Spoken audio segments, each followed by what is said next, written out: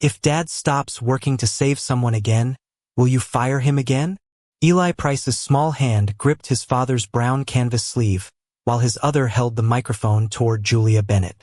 Behind them, the giant screen showed Malcolm carrying a bleeding Tasha Green through the warehouse at 2:24 p.m. His orange safety vest, still stained dark at the shoulder, rested inside a clear evidence bag on the table. Scott Miller lifted 2 fingers toward the sound technician. Julia raised her hand first. "Leave the microphone on." The applause vanished. Malcolm felt Eli's fingers trembling through the fabric, but he did not take the microphone away. He rested one calloused hand on the boy's shoulder and let the question remain where no polished speech could soften it. Julia still held Malcolm's new security badge between her fingers. Beside it lay an unsigned copy of the Caregiver and Emergency Responder Protection Policy, its white pages bright beneath the stage lights. In the front row, Tasha sat rigidly, one hand pressed against the heeled line beneath her blouse, her breath shallow enough to hear in the silence. Scott's smile remained professional, almost patient, but his eyes had already moved from Eli to the control booth. "This is a personnel matter," he said softly, as though kindness required the room to move on. Eli looked up at him, then back at Julia. "I'm asking about next time." Julia's fingers closed around the badge.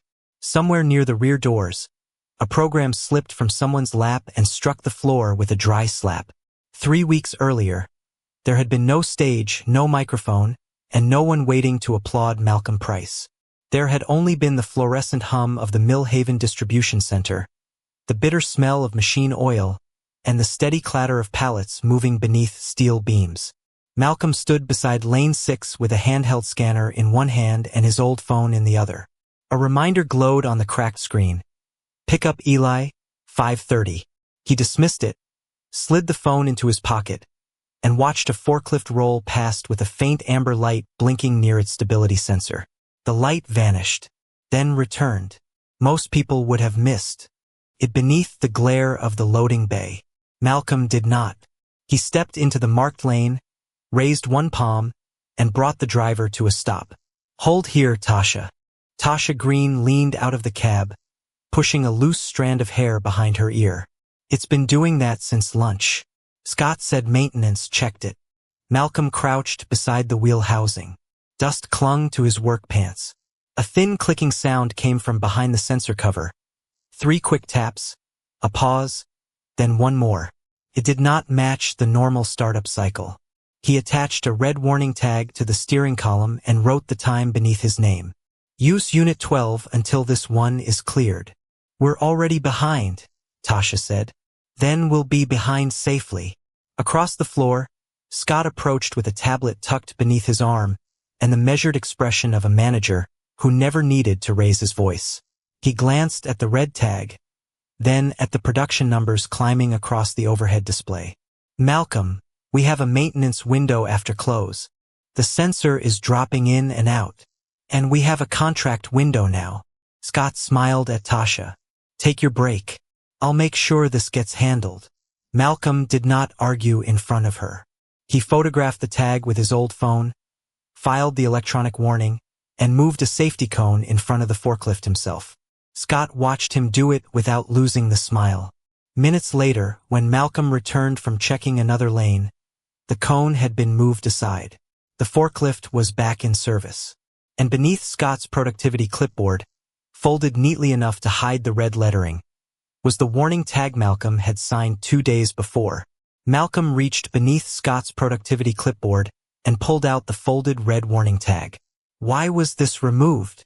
Scott did not look at the tag. "Maintenance cleared the unit." "There's no clearance signature." Then someone forgot to sign it. The conveyor belts rattled behind them, swallowing cartons beneath white fluorescent light. Scott's cologne carried faintly over the smell of cardboard dust and hydraulic oil, clean and expensive in a place where everything else clung to a man's clothes. He smiled as he took the tag from Malcolm's hand. "You're a good floor lead, Malcolm, but you have a habit of making small problems feel larger than they are." Malcolm glanced toward the forklift. The amber sensor flashed once, then went dark. "Small problems don't usually need to be hidden," Scott's smile held, but his thumb folded over Malcolm's signature. 20 minutes later, the emergency lights came on. By 4 o'clock, the warehouse was running again. Tasha Green was on her way to the hospital, and Malcolm's orange safety vest was sealed inside a brown paper bag beneath his chair. Blood had dried into a dark patch across the shoulder. No one in the glass conference room asked how it got there. Scott sat across from him with his tablet aligned perfectly beside a printed report. Nancy Caldwell occupied the head of the table, her gray suit unwrinkled, her hands resting on a closed personnel folder. Jonathan Pierce appeared on the wall monitor from corporate headquarters, silver-haired and distant beneath soft office lighting. Beyond the glass, the afternoon shift moved under a banner that read Millhaven exceeds quarterly target. You left your assigned position. There was an emergency. You shut down the line. Scott spoke quietly, almost regretfully, as if the decision pained him more than it could possibly hurt Malcolm. Nancy opened the folder. Mr. Price, this is not a hearing. We are here to communicate the company's determination. Malcolm looked at the first page. Job abandonment appeared in bold capital letters. Beneath it, the report stated that he had left Lane 6 without authorization for 11 minutes, interrupted production, and failed to follow supervisory instructions. Tasha's name did not appear anywhere. Neither did the emergency stop, the ambulance, or the call to 911. May I explain what happened? Malcolm asked. Nancy's expression softened by a fraction. Your supervisor's written account has already been reviewed. By anyone who was on the floor? This process is designed to avoid emotional interpretations. Jonathan leaned closer to his camera. Consistency protects everyone, Mr. Price. A company this size cannot allow individual employees to decide when operational rules apply. Malcolm lowered his eyes to the report again. His hands were rough from years of lifting splintered pallets and tightening damaged brackets, but they remained still on the polished table. Has anyone called the hospital to ask whether Tasha is alive? No one answered immediately. The fluorescent tube above Nancy's chair gave a thin electrical buzz. Scott's gaze moved toward the brown paper bag under Malcolm's chair, then back to the production figures on his tablet. Medical matters are being handled through the appropriate channels, Nancy said. Malcolm nodded once. And my son's insurance? Nancy turned a second document toward him. Coverage ends with termination, effective today. The page showed an authorization time of 4:02 p.m. Malcolm looked at the digital clock mounted above the conference room door. It read 4:07. The termination hasn't been signed yet. Nancy's fingers paused on the edge of the folder. Scott answered before she could. Administrative systems sometimes process in anticipation of a final decision. At 4:08, Nancy signed the termination notice. She slid a pen across the table and pointed to the acknowledgement line. Malcolm read the sentence twice. It stated that the employee accepted the findings and admitted the conduct described. He drew one line through the final phrase and wrote carefully beneath it, I received this. I do not agree with it. That language is standard, Nancy said. Then it should survive one honest correction. Jonathan exhaled through his nose. Scott lowered his voice. Think about your future, Malcolm. Employers call us. Cooperation matters. Malcolm placed the pen parallel to the folder and stood. He did not threaten them. He did not ask Scott to feel ashamed. He lifted the paper bag containing the stained vest and asked only one more question. Is the damaged forklift still operating? Scott's jaw tightened almost invisibly. That is no longer your responsibility. On his way out, Malcolm saw the red warning tag in a trash bin beside Scott's desk. He retrieved it, smoothed the fold with his thumb, and handed it to Daniel Cooper outside the conference room. Lane 6 is still unsafe, he said. Don't let them put anyone else on that unit. In the parking lot, Eli sat inside Malcolm's old pickup with his lunchbox balanced on his knees. The boy watched his father remove the security badge from his neck. Are we going home? Malcolm opened the driver's door and forced warmth into his voice. I got off early. His old phone vibrated before he could sit down. The insurance cancellation notice filled the cracked screen. Stamped 4:02 p.m. 6 minutes before the company had officially decided to fire him. Behind the glass doors, Scott was telling Nancy that the security camera showed Malcolm leaving his post. But if that footage existed, why had no one been willing to place it on the table? The footage existed because, 2 hours before Malcolm Price was told it had nothing useful to show, the red light above camera C14 had been burning steadily over lane 6. Hold the unit. We're already behind. Then we'll be behind safely. Malcolm stood beside the forklift with one palm raised, listening to the faint, uneven clicking behind the stability sensor cover. 3 quick taps. A pause. 1 more. The sound was nearly swallowed by conveyor belts, reversing alarms, and the metallic shudder of pallets settling onto steel racks. But he had heard the same wrong rhythm earlier that morning. Tasha Green leaned from the cab, her face tired beneath the fluorescent glare. Scott said maintenance cleared it. Malcolm touched the folded red warning tag still tucked beneath Scott's clipboard. His signature crossed the bottom in black ink, dated 2 days earlier. No mechanic's initials appeared beside it. Take Unit 12, he said. I'll move your load sheet. Tasha glanced toward the overhead production board, where their numbers were already slipping below target. You'll get blamed for the delay. Malcolm pulled the safety cone back in front of the forklift. A delay can be fixed. He did not say what could not be. His old phone vibrated in his pocket with a reminder to pick up Eli at 5:30. For a moment, Malcolm pictured his son waiting beneath the blue awning outside school, backpack between his shoes, trusting that his father would arrive because he always did.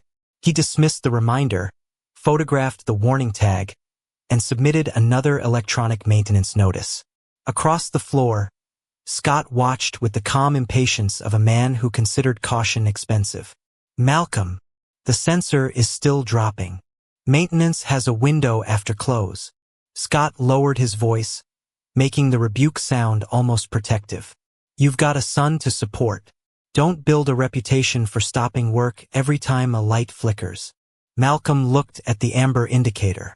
It blinked once, then disappeared. I'm trying to make sure everyone goes home to theirs. Scott's smile thinned. He lifted the cone himself and set it beside a support column. I'll take responsibility. 20 minutes later, the forklift rolled beneath a loaded rack. The amber light flashed. The steering column jerked. A securing strap snapped with a sound like a rifle crack. Tasha shouted once as the pallet shifted. The steel frame buckled, and a metal edge drove her to the concrete beside the travel lane. For half a second, the warehouse kept moving. Belts rattled. Warning lights spun.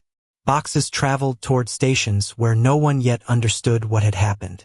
Malcolm struck the emergency stop. The red button sank beneath his palm at 2:17 p.m., and the machinery fell silent in waves, one section after another, until the only sounds left were Tasha's broken breathing and a loose will turning slowly somewhere in the dark. Don't move. My shoulder. Look at me. Malcolm locked the power control, ducked beneath the bent barrier, and crawled toward her. Blood spread through Tasha's shirt near her shoulder and ran across the gray floor in a narrow line. Malcolm removed his orange safety vest, folded it into a pressure pad, and pressed it firmly against the wound. Tasha gasped and grabbed his wrist. I know, he said. Stay with me. He pulled out his old phone with his free hand and called 911 at 2:19. His voice remained low and precise as he gave the warehouse address, the injury, the safest entrance, and the location of the shutoff. When the dispatcher told him not to move Tasha unless the area remained dangerous, Malcolm looked up at the damaged rack. One support bracket groaned beneath the shifted weight. We can't stay here, he said. Scott appeared behind the safety line with his tablet in hand. Emergency response is coming. The rack is still moving. Do not create another liability. Malcolm slid one arm beneath Tasha's knees and the other behind her back. He lifted her carefully, keeping the folded vest pressed against her shoulder as he carried her toward the south gate. Scott followed several steps behind. You shut down the entire line. Malcolm did not turn. She only has one life. At the gate, Malcolm handed Tasha to the paramedics, answered their questions, and placed her fallen name badge inside the clear bag holding her personal belongings so it would not be lost beneath a tire or broom. He asked no one to record what he had done. He did not look for witnesses. When the ambulance doors closed, he returned to the warehouse and wiped a thin streak of Tasha's blood from the concrete so another worker would not have to step over it. Above him, camera C14 quietly followed the movement of his shoulders. Its red light was still on. Scott noticed it too. He opened the camera controls on his tablet, glanced at the time and said with practiced calm, "Go wash up, Malcolm. I'll handle the report." But Malcolm's small act of protecting Tasha's name badge had placed him directly beneath the lens, and the camera had captured not only the rescue, but Scott watching every second of it. The camera had captured Scott watching the rescue, but 3 weeks later, the company insisted those 12 minutes did not exist. Daniel Cooper did not call it a cover-up. Not yet. He sat across from Malcolm in the union office with 2 rejection emails open on his laptop, both citing the same phrase from Bennett Logistics: job abandonment during active operations. Rain tapped the narrow window, and the old radiator clicked beneath a shelf of binders that smelled of dust and warm paper. "You left the lane. I stopped the line. The report says you left first." Malcolm placed his cracked phone on the desk without arguing. Daniel had represented workers long enough to distrust clean stories, especially stories told by frightened people who needed their jobs back. Sympathy could explain a claim, could not prove one. "Scott says you walked away at 2:14, Daniel said. "He says the shutdown came later, after someone else found Tasha." Malcolm looked at the printed report under the desk lamp. The timestamp sat beside Scott's electronic signature. He moved the page closer to the light, then opened a photograph on his phone. It showed the red warning tag on the forklift, Malcolm's name across the bottom, and the warehouse clock blurred in the background. "What time did the machine record the stop?" he asked. Daniel turned to the operations log the union had received during routine safety review. The line remained active at 2:14. It remained active at 2:15. At 2:17, an emergency stop registered from Station 6. Daniel's finger stopped on the row. "A machine log doesn't tell me who pushed the button." No, Malcolm unlocked his call history. "But this might tell you what happened next." The screen showed an outgoing call to 911 at 2:19 p.m., lasting 7 minutes and 41 seconds. 2 entries below it. A school reminder still waited unread. "Pick up Eli, 5:30. Daniel studied the times but did not soften. "You could have called after leaving your position." Malcolm nodded. "Then check the south gate." The gate access record showed an emergency override at 2:23, 4 minutes after the call began. An ambulance entered 60 seconds later. The numbers did not prove every word Malcolm had said, but they moved in one direction, close together and without hesitation. Daniel leaned back as the radiator clicked again. "Why didn't you bring me the photographs sooner?" Malcolm's eyes rested on the image of Tasha's blood across his vest. "Because she didn't choose to have the worst moment of her life passed around an office." That afternoon, Malcolm left a paper bag of groceries outside Tasha's apartment. Soup, bread, apples, and the tea she drank during night shifts. When she opened the door, her right arm was held close in a sling, and a hospital band still circled her wrist. "Daniel needs a statement," she said quietly. "Daniel needs the truth," Malcolm replied. "You need time." He did not ask her to save his job. He asked whether she had a ride to her next appointment. From a sedan across the street, a company claims representative watched him return to his pickup without entering the apartment. By evening, Scott had already told Nancy that Malcolm was pressuring an injured employee. Back at the union office, Daniel submitted a preservation request for camera C14. The response arrived 9 minutes later. Video unavailable due to system maintenance. Daniel opened the attached service record. The camera gap ran from 2:15 to 2:27 p.m., beginning 2 minutes before the emergency stop and ending 3 minutes after the ambulance reached Tasha. "Convenient," Malcolm said. "Convenient isn't evidence," Daniel answered. He enlarged the maintenance sheet. The server reboot listed at the bottom occurred at 4:40 p.m., more than 2 hours after the missing footage. Scott joined by speakerphone, his voice patient and mildly wounded. The camera was unstable all afternoon. We cannot invent evidence because Mr. Price dislikes the outcome.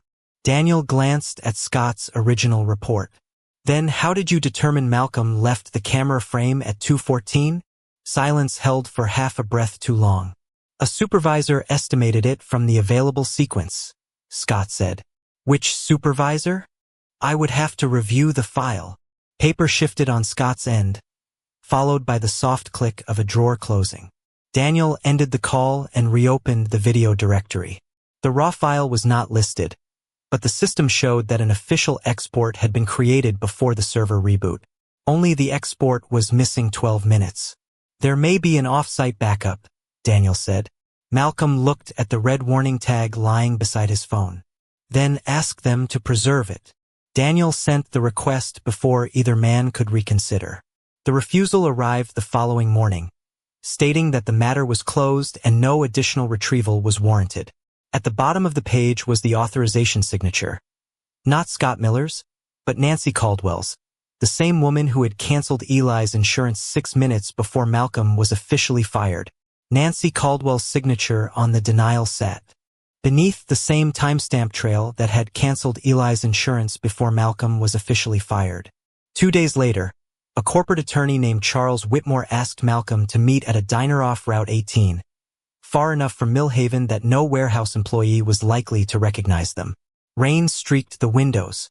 Coffee hissed onto a hot plate behind the counter, and the air smelled of bacon grease, wet coats, and lemon disinfectant. Charles placed a sealed envelope between the sugar dispenser and Malcolm's untouched cup. Back pay. For what? 3 months of medical coverage. Charles folded his hands over a silver watch. And reinstatement as shift lead, effective Monday. Malcolm did not reach for the envelope. Through the window, his old pickup sat beneath a failing parking lot light. Eli was at school, carrying an inhaler Malcolm had paid for out-of-pocket after the pharmacy rejected their coverage. The charge had left $38 in Malcolm's checking account until Friday. Charles slid a document across the table. The company is prepared to resolve this without further disruption. Resolve what? A disagreement concerning your response to a medical emergency. Malcolm's eyes stopped on the phrase. He read it again, then turned back to the termination report Daniel had copied for him. Job abandonment without legitimate cause. 2 official documents. 2 different stories. You called it an emergency here. Charles's fingers tightened slightly around his pen. Settlement language is broad by design. The firing report says there was no reason to leave. We are not here to relitigate every word. A waitress dragged a chair across the tile near the counter. The scrape ended when Malcolm placed both pages side by side beneath the hanging lamp. The termination report carried Scott's description of an unauthorized absence. The settlement offered compensation for Malcolm's response to a medical emergency. Even Charles stopped speaking for a moment.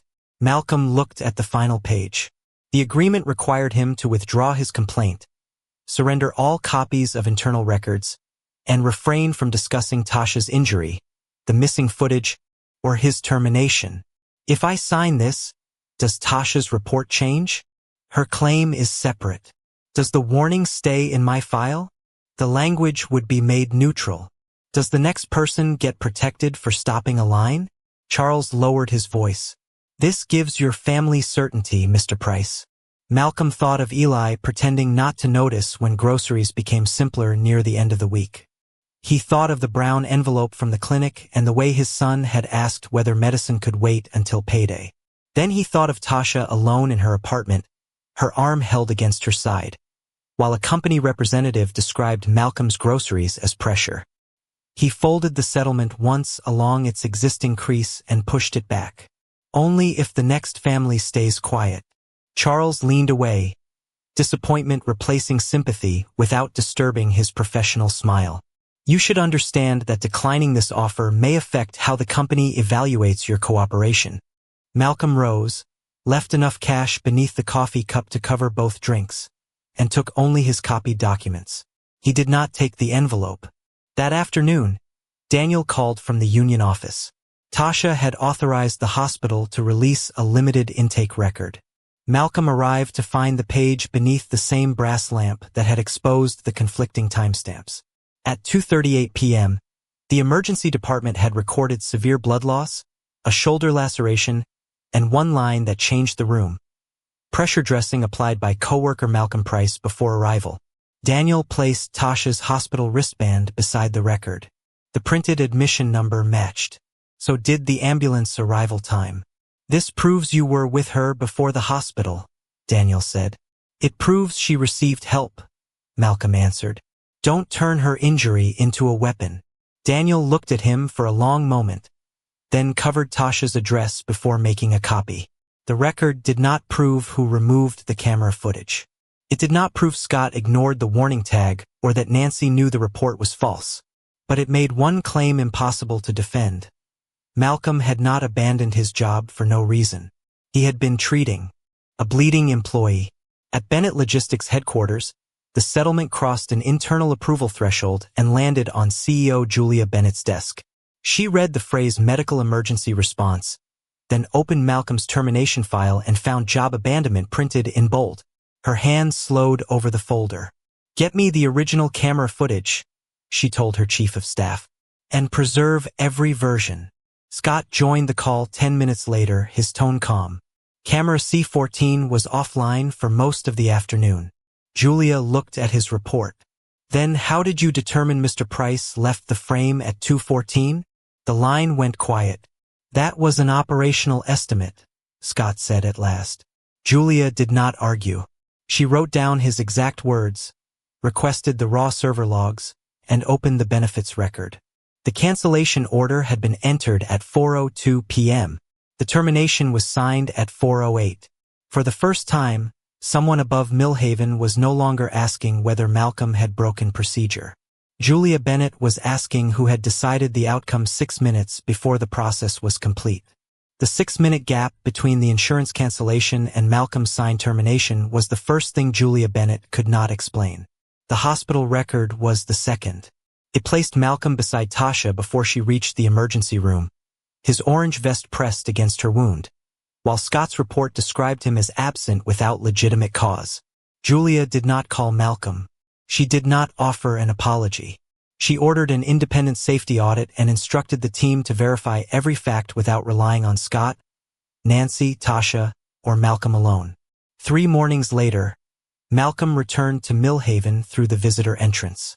His old security badge no longer opened the employee door.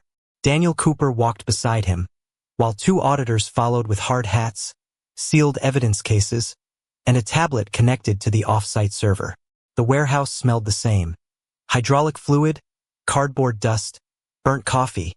But the floor felt narrower without Malcolm's name stitched above his pocket. Workers looked up, then quickly back at their stations.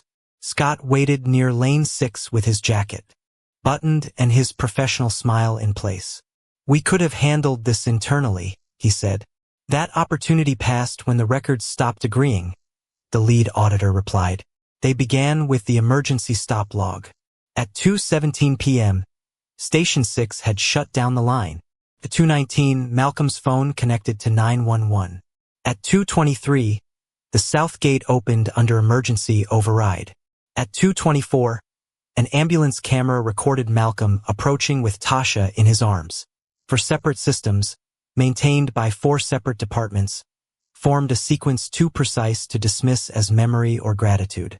Then the auditor opened the recovered C14 file. The cooling fans in the control room hummed beneath the ceiling. A printer stopped halfway through a page. On the monitor, Tasha's forklift moved beneath the rack. The strap failed. Malcolm struck the red button, crawled beneath the barrier, pressed his vest to her shoulder, and carried her toward the south gate. Scott appeared in the frame 20 feet away. He watched the rescue.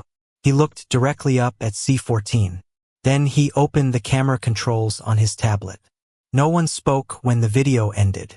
Julia stood behind the auditors, her reflection faint in the dark monitor. She had not come to Millhaven for Malcolm's story. She had come to test whether the records could survive contact with one another. They had. Scott's right hand moved to his tie. That is not the version provided to management. It came from the off-site backup, Julia said. The file is authentic. Then someone exported the wrong sequence. The auditor opened the metadata. An administrative account assigned to Scott had created a shortened version at 2:43 p.m., 19 minutes after the ambulance arrived. The export retained the minutes before the accident and the minutes after the line restarted. It removed only the rescue. Scott wiped one finger along the edge of his tablet. Operational summaries are routinely condensed. Malcolm remained near the door, hands loose at his sides. He could have accused Scott. Instead, he looked toward the rack that had injured Tasha. Did you check the sensor history? The question slowed the room again. The auditors pulled the forklift. Service record. The stability sensor had produced intermittent fault codes for 4 days. Malcolm's electronic warning appeared 2 days before the accident, followed by a photograph of the red tag bearing his signature. Beneath it sat an email from Scott postponing maintenance until after the quarterly productivity window. The unit remained functional, Scott said. A blinking light is not proof of imminent failure. No, Malcolm replied. That is why I tagged it for inspection. Julia looked at him. Why didn't you keep a paper copy? Malcolm's gaze stayed on the machine. Because I thought reporting danger was enough. There was no pride in the answer, only the quiet weight of a man realizing that trust had become evidence against him. The audit moved upward. Nancy's email at 4:02 p.m. instructed benefits staff to suspend Malcolm's coverage immediately to prevent leverage during dispute resolution. Her later memo described the cancellation as automatic. Jonathan Pierce's meeting notes ordered the safety complaint left closed until after the quarterly disclosure because reopening it could affect a major contract. The accident had not been hidden by one frightened manager. Scott had altered the story. Nancy had removed Malcolm's protection before the investigation began. Jonathan had delayed review until the financial risk passed. Julia read each document twice. Her expression did not soften toward Malcolm. It hardened toward the sequence. How many other emergency shutdowns were classified as employee misconduct? She asked. The auditor searched the regional files. 7 cases appeared over 18 months. 3 involved workers who had reported equipment hazards shortly before discipline. 2 contained missing camera intervals. Scott's smile disappeared for only a second. Those cases are unrelated. You knew there were others? Julia asked. He had answered too quickly. Scott closed the tablet cover. This discussion should continue privately. Malcolm finally looked at him. Tasha's injury was handled privately. So was the warning. So was my firing. His voice never rose. Private has not protected anyone yet. Julia turned toward the glass wall, overlooking the warehouse. Below them, employees worked beneath the same productivity banner that had been used to justify every delay, every omission, every quiet punishment. She could restore Malcolm's file behind closed doors. She could settle with Tasha. She could remove Scott without admitting how many people had helped the false record stand. But the recovered video, the hospital record, the maintenance warning, Nancy's email, Jonathan's minutes, and 7 older cases now lay together on one table. The printer resumed and released the unfinished page with a soft mechanical click. Julia picked it up, read the list of affected employees, and told her chief of staff, reserve the headquarters auditorium. Every branch gets the full timeline. For the first time, the truth had become too large to survive another private meeting. The headquarters auditorium had once applauded Scott Miller for keeping Millhaven above target. Now the same stage waited beneath cold white lights, with hundreds of employees filling the seats and live feeds glowing from every Bennett logistics branch. Malcolm entered through a side door with Eli's small hand in his. He wore his brown canvas jacket, not a suit, and carried the clear evidence bag containing the orange safety vest darkened at one shoulder. Tasha sat in the front row beside Daniel Cooper, her hospital wristband wrapped around 2 fingers rather than her healing arm. Julia Bennett stood behind the podium but did not begin immediately. Scott sat with Nancy Caldwell and Jonathan Pierce beneath the screen, composed enough to look innocent from a distance. The room settled.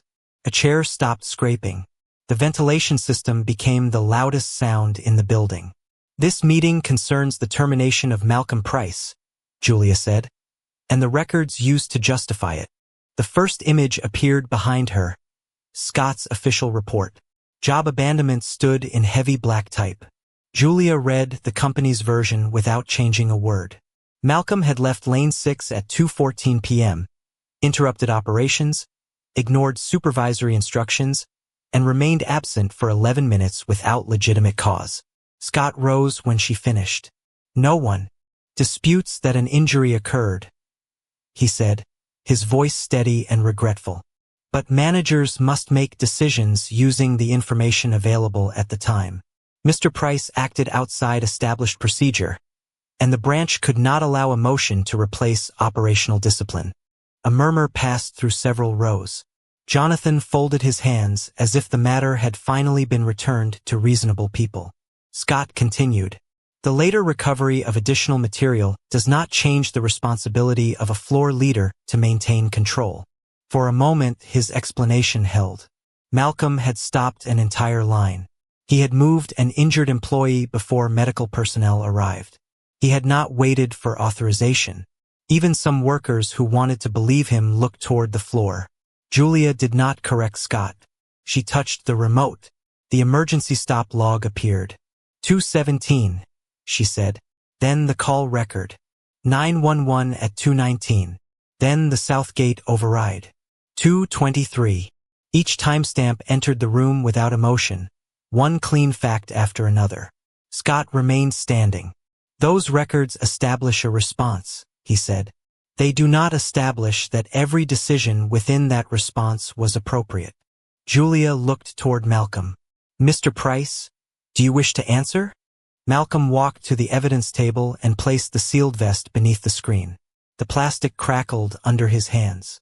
"This doesn't prove I was brave," he said. "It proves she wasn't left alone." He stepped back. He did not describe the blood, the fear, or what it had cost him. He left the room to look at the stain for itself. Julia played the 911 recording. Malcolm's voice filled the auditorium, low and controlled beneath the distant alarms. He gave Tasha's condition, requested the south entrance, warned that the damaged rack was still shifting, and told the dispatcher he was applying pressure to the wound. When the recording ended, no one whispered. Scott adjusted his cuff. The existence of a call was never concealed. Daniel looked up from his file. "It was omitted from your report." The report concerned employee conduct, not medical documentation. It was a careful answer, and for several seconds it seemed strong enough to preserve the distinction Scott needed. Then Tasha stood. Daniel offered his arm, but she shook her head and balanced herself against the chair. Her voice was quiet. "I was not medical documentation." Scott's face remained still. Tasha held up the hospital intake record. "I was not a productivity incident. I was an employee who was bleeding." The screen changed again. At 2:24 p.m., camera C-14 showed Malcolm carrying her toward the ambulance, his vest pressed against her shoulder. Scott was visible 20 feet away, watching. A second window opened beside the video. Metadata from the official export created at 2:43 under Scott's administrative account. The rescue had been removed. The minutes before it remained. The minutes after it remained. Scott stood straighter. That was an operational summary, not evidence tampering. He turned toward Julia. "Condensed footage is routine. The excluded segment did not alter the conclusion." Daniel's chair moved softly as he rose. "How did you know what the excluded segment showed?" The question landed without force, but Scott's mouth closed. Daniel did not raise his voice. "You told the auditors the footage never existed. You told Ms. Bennett the camera was offline. Now you're saying the missing 12 minutes did not change the conclusion." Scott looked toward Nancy, then Jonathan, but neither moved. Julia let the silence remain. The maintenance warning appeared next, Malcolm's red tag, the sensor fault history, and Scott's email postponing repair until after the quarterly reporting window. Nancy's 402 benefits order followed. Jonathan's instruction to delay reopening the case appeared last. The clean story on the first screen had broken into a chain of choices. "We protected thousands of jobs," Jonathan said, rising slowly.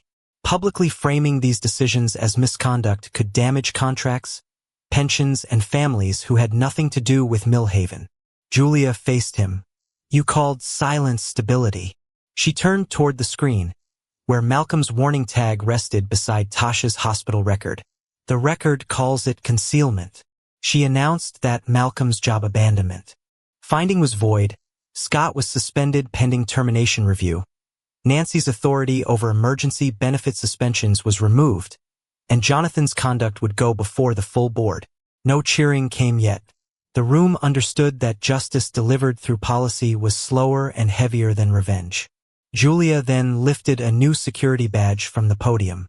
"Malcolm Price, Bennett Logistics is offering you the position of Regional Safety and Emergency Response Manager." Workers began to rise. Eli looked up at his father, then passed him to the unsigned policy lying beside Julia's hand. Malcolm did not reach for the badge, and as the first applause gathered beneath the lights, Eli tightened his fingers around his father's sleeve and stared at the microphone. "If Dad stops working to save someone again, will you fire him again?" Eli's voice was small through the auditorium speakers, but it reached every branch watching the live feed.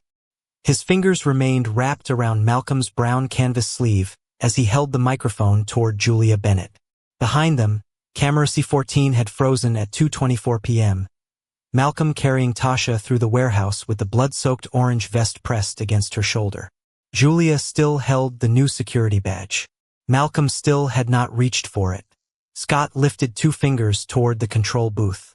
"Cut the microphone," he whispered. Julia raised her hand before the technician moved. "Leave it on." The applause disappeared.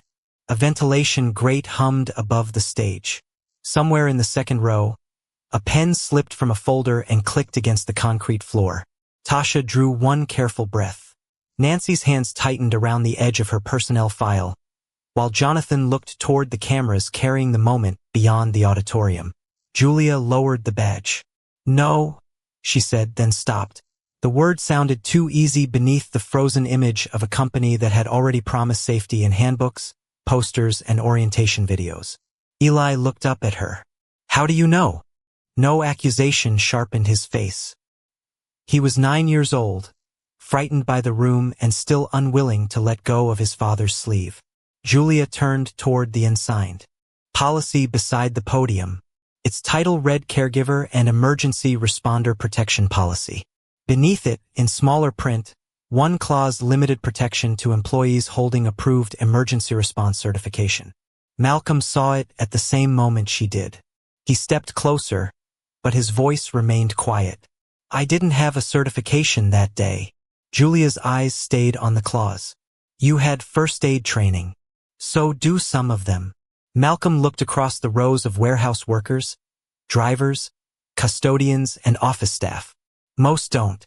They should still be allowed to call for help, stop a machine, or keep somebody from bleeding alone." The company's general counsel approached the podium and murmured that the language could be reviewed after implementation. Julia shook her head. "It is being reviewed now." Scott stood slowly. His face had lost its practiced warmth, though his voice remained controlled. "This is becoming an emotional policy discussion in the middle of a personnel proceeding.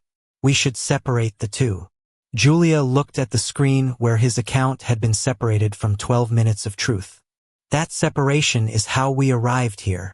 Scott's hand rested on the back of his chair. A faint tremor moved through his thumb. "You are exposing the company to open-ended operational risk." "No," Julia said. "The company was exposed when stopping a machine became more dangerous to an employee than letting it run." She asked counsel to read the revised protections into the record. Every employee acting reasonably during an immediate threat to life or safety would be protected, whether certified or not. Emergency shutdowns would trigger automatic preservation of camera footage and machine logs beyond the control of local management. Benefits could not be suspended before an independent review. Workers reporting hazards, assisting injured employees, or caring for a child or dependent during a verified emergency would be protected from retaliation. The union would receive audit access and an independent appeal mechanism. Jonathan rose. You cannot rewrite company policy from a stage. Julia faced him. No. But I can place the full board on record tonight and suspend any policy that punishes emergency intervention until the vote is complete. She turned toward the live feed camera. That suspension is effective now. The room remained silent, not from confusion, but from the weight of hearing a rule change before anyone could bury it in a committee. Julia placed the badge beside the ensign policy rather than pressing it into Malcolm's hand. Offering your job back asks you to trust us again, she said. Malcolm looked at Eli, then at Tasha, whose hospital wristband rested between her fingers. Then give the next person a reason to. Julia signed the temporary order. The general counsel countersigned it. Daniel Cooper stepped forward as the union witness, and the document was transmitted to every branch while the auditorium watched the confirmation marks appear on the screen. Scott's suspended access badge was deactivated before he left his seat. Nancy's benefit authority remained frozen pending investigation. Jonathan's conduct was formally referred to the full board, with every recovered file preserved outside executive control. No one dragged them from the room. No one shouted. The evidence had simply removed every place where denial could stand. Eli released a breath and leaned against Malcolm's side. Malcolm placed his hand over the boy's, but he still did not take the new badge. Justice had begun, the lie had been named, and the company had finally stopped asking whether he deserved another chance. Now the only question was whether Malcolm would use the power being offered to reclaim his old life, or to build something safer for people he had never met. The auditorium emptied slowly, without the celebration anyone had prepared for. Employees folded their programs, lowered their phones, and filed past the stage beneath the frozen image of Malcolm carrying Tasha through the warehouse. Scott Miller surrendered his access badge to corporate security and left through a side door while the independent investigation continued. Nancy Caldwell's authority to suspend benefits was removed that night.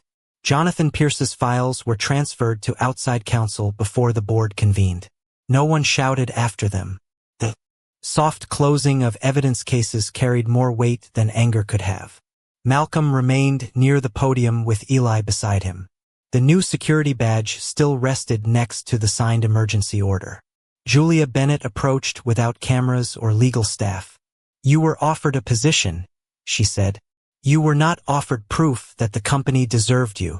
Malcolm looked toward Tasha, who was speaking quietly with Daniel Cooper near the front row.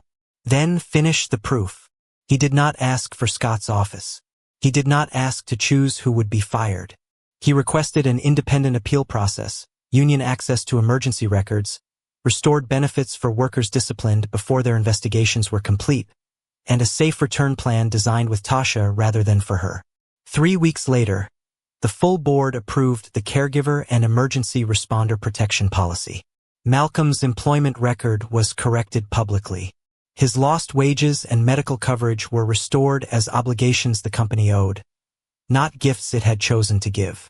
Scott was terminated after the audit confirmed he had altered the video export and delayed repairs. Nancy was formally disciplined, stripped of unilateral authority over emergency benefits, and assigned to rebuild the procedure under independent oversight. Jonathan was removed from the Labor Safety Committee after the board reviewed his order to delay the investigation.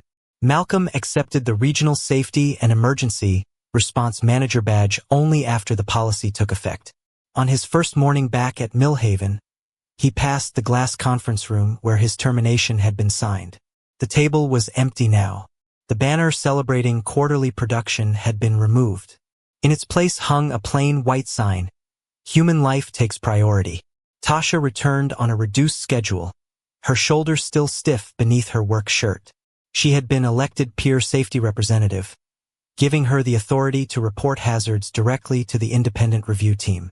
She stood beside Malcolm in the training room as the recovered C-14 footage played for a group of supervisors. The orange vest lay inside a clear case beneath the monitor, the dark stain still visible across one shoulder. It was no longer evidence that Malcolm had abandoned his responsibility. It showed what responsibility had looked like when every easier choice pointed the other way. "We don't teach people to be heroes," Malcolm told the supervisors. "We teach them not to be afraid of helping." Afterward, he walked the warehouse floor instead of settling into his new office. He checked blocked exits, listened to workers describe warning lights they had once ignored, and replaced a peeling instruction label beside the emergency stop at lane 6. A young employee watched him smooth the final corner against the metal panel. "Are we really allowed to press that without a manager?" Malcolm stepped back. "If someone's in danger, you don't wait for permission to care." The answer was tested before noon. Near lane 9, an older packer became dizzy and reached for the conveyor rail. A new employee saw him sway and struck the emergency stop. Machinery slowed into silence. No supervisor demanded an explanation. No one reached for a disciplinary form. Tasha called the medical team while the young worker stayed beside the man and kept him steady. Julia had arrived without press or photographers and watched from the end of the aisle. She did not step forward to claim the moment. She only met Malcolm's eyes and gave one quiet nod. The policy had worked without his intervention. That was the proof he had been waiting for. That afternoon, Eli met him outside the employee entrance with his backpack hanging from one shoulder. Malcolm knelt and tightened the loose strap. "Did you win, Dad?" Eli asked. Malcolm looked through the open doors, where the line had restarted and the employee who pressed the button was still at work. No, son. Now people don't have to lose everything before someone listens. Eli slipped his hand into his father's. For a moment they stood without speaking, while evening lights stretched across the concrete and the red emergency button glowed inside the warehouse. Once it had marked the 11 minutes that cost Malcolm his job, his insurance, and his name. Now it waited as a promise anyone could use. Machines could be restarted. A human life could not. And dignity, like kindness, had never needed to shout. It had only needed the truth to stand beside it long enough for justice to arrive.